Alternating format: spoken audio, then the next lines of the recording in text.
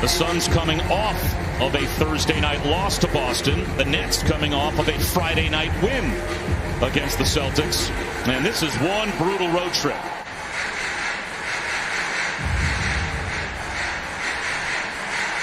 Kyrie Erving along two, and that breaks the ice and gets the Nets on the board. So you love that about Kyrie. When he's competitive defensively, when you add to what he does offensively, what a force he is. A defensive breakdown for the Nets. Landry Shamet got caught under the basket, and he was no match for DeAndre Ayton.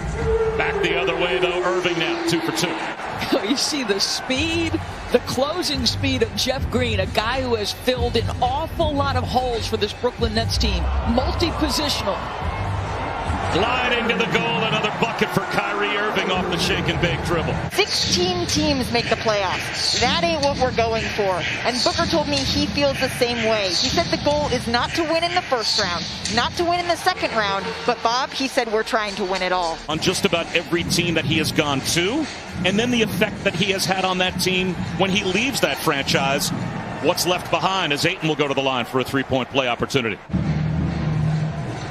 Ayton gets Harris caught on a switch. They lob it to the front of the rim, and Ayton lays it in. A beautiful find. Landry Shamet off the front rim.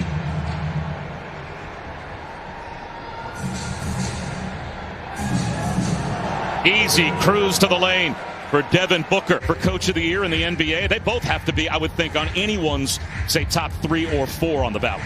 I don't think there's any question, and obviously you'd also consider what Quinn Snyder has done in Utah's. Yeah, his first look at a three. He's 3 for 7 overall. He's got 3 boards already. Game looks like it comes so easy to Devin Booker. Speaking of which, Kyrie Erving with a chance for a three-point play. Again, Ayton, size advantage inside. Taps his own miss in. DeAndre Ayton.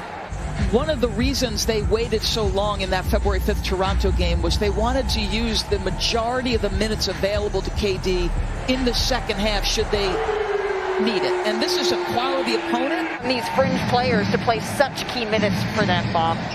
Well, they've had a lot of different stay-ready groups. The Nets have had 32 different starting lineups this season. So, 27 that Brooklyn has on the board so far. Almost caught under the backboard, but adjusting was Cam Johnson to lay one in transition. And he didn't find DeAndre Ayton, who had a young guard right in front of him trying to contend with DeAndre Ayton. It was the point Monte made to Malika. And there's the matchup at the other end in reverse. Blake Griffin had Chris Paul caught on his hip. Griffin can't hit the straightaway three. Chris Paul coming back the other way. He'll take a step back from the elbow and knock it down. You know, he's over 3 per game. It's when he first returned from the Achilles, to me, it was the last piece of his game that came back was the passing. Nice spin move by DeAndre Ayton. Nice spin move by DeAndre Ayton as he bodied up Kevin Durant. That's his 5th bucket. Blake Griffin at the other end answers. And, you know, Cam Johnson is a shot maker. He can stretch the defense. He's long. He's athletic. He can guard a little bit. We've seen him make a couple cuts. And there goes Kevin Durant to work. The lob, and Jordan couldn't find the feed from Kyrie Erving. Cameron Payne back the other way.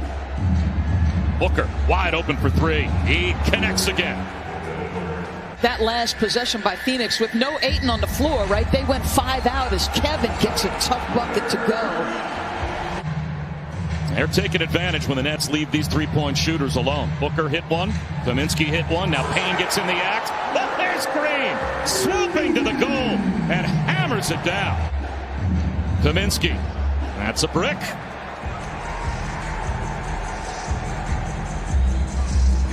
Kyrie Erving for 3. Got it. 3-point percentage defense.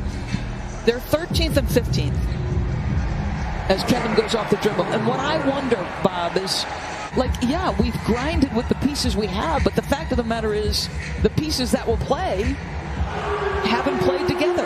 And he's right. It was sort of a silly question by me. Down to the last 40 of the first half. Here's Durant in the mid-range. Off the window and perfect. 5 seconds to go in the half. Here's Durant. Shot fake. Leans in. The tip follow is there for DeAndre Jordan. D3 game absence with the hamstring strain before he came back a handful of games ago. And they had him basically on a 20-minute pitch count.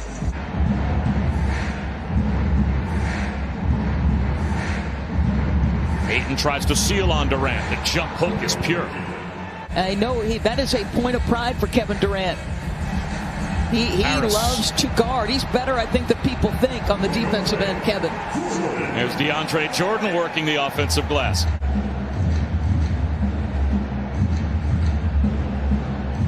Booker. Book it from straight away. He is electric when he starts cooking offensively.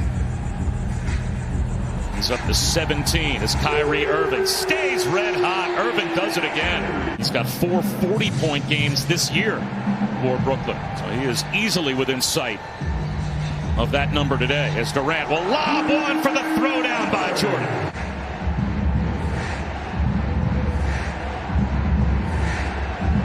Chris Paul for the lead. He is able to put Phoenix right back on top. Hesitates a little longer than normal, waits until the switch is made, and Joe Harris has to guard him at the rim. Erving weaving in the lane with the left hand off the glass. Perfectly done. Off balance does not matter for Kevin Durant.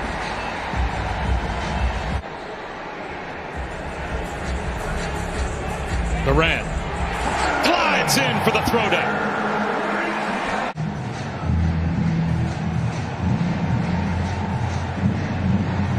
Booker drives it at Jordan with the left hand, swooping in, and he gets it to go. Something, whatever it is. 32 different starting lineups, 27 different players. 27 different players. So unusual rotations as Kyrie just keeps cooking. Like communication. In this league, you don't have much time to say it, and the shot's up before you know it, as Booker is left alone. They both step. 2 net defenders off of Devin Booker. We covered Portland in a Western Conference Finals, and Enes Kanter. Ramadan calendar fell at that particular time. We really just admire the commitment. If you're going to eat, you're going to get up and do it to the best of your ability. According to Enes, he just said, I would get up before daylight. I do think that Milwaukee and Philadelphia are formidable opponents that they would have to get by. And if they get the #1 seed, obviously they only have to get by one of them. Facing up on the defensive specialist, Javon Carter. Takes him in the lane and puts it down. Blake Griffin sees a lane, takes advantage, and he'll go to the free throw line with a chance for 3. Into a new regime as Kyrie Erving gets under the bucket. Sets up Durant. Yes. Turnovers, like that's the only thing that's pinched him at all in the time missed. Joe Harris drives, misses, and follows. Boy, how about the Suns' schedule? So today, Nets. Tomorrow, Knicks, hottest team in the league. You return home that first game, and it's a brutal one. Booker for 3. 2 of the big 3 that are in the lineup today, they have been the offensive story as Griffin lays one in off the bounce pass from Kyrie Erving. Now he gets it back with some help from Bridges. Paul leans in. That pass stolen by Griffin. Griffin the other way. Gives it up to Harris. And the reverse is good. Where Kyrie is battling, nice drive. Wow. But Kyrie battling Chris Paul every step of the way, making him use clock, work that up. You know, when asked, I basically said I think Brooklyn can do it. 3 incredible late-game finishers as Joe Harris gets out in transition. Gets it to Booker and gets it back. He'll go at Griffin. Creates some space. Griffin fell back, and the officials weren't falling for, I guess, what they thought was a flop. 3-point territory. Kevin Durant. And 14 of Durant's 33 came in the fourth quarter.